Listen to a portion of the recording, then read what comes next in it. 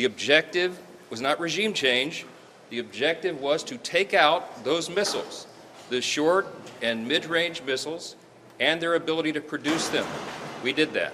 That was objective number one. Objective number two was to eliminate their naval capabilities, destroy those and the missiles, and we are well on our way to accomplishing that mission. That is why I think the President has said, in his own words, the Commander-in-Chief has said this is going to be a operation that's short in duration. We certainly hope that's true. We pray for our troops and all those in harm's way, our allies as well. I am encouraged that our NATO allies are standing with us. The Arab states are largely standing with us, publicly, certainly privately. Iran was a great threat to everybody in the region and everybody in the world because it was an evil regime. The Ayatollah is no more. That was not the mission of the U.S. to go in and take out the regime, but that happened, and in my estimation, that is a great development for freedom-loving people around the world. Go ahead, Rahim. Sorry, Speaker. Yes. Do you guys discuss the need for supplemental to get some new munitions and other things that our military might need? It was brought up in discussion.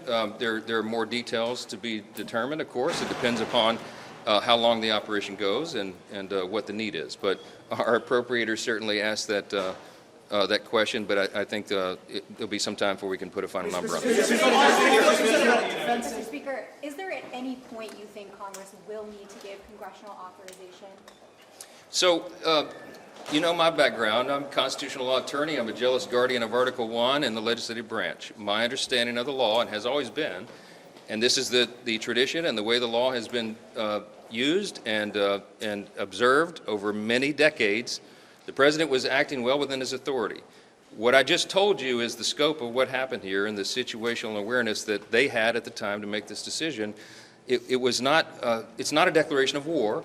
It's not something that the President was required, because it's defensive in nature and in design and in necessity, to come to Congress and get a vote first.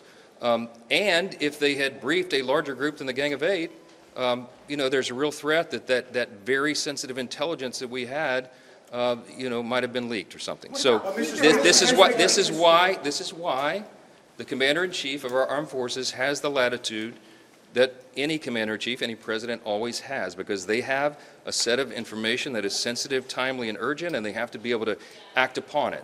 They did that. Now, there are, as you know, under our system, there are timetables that are involved here, but I think the idea that we would move a War Powers Act vote right now, I mean, it will be forced to the floor.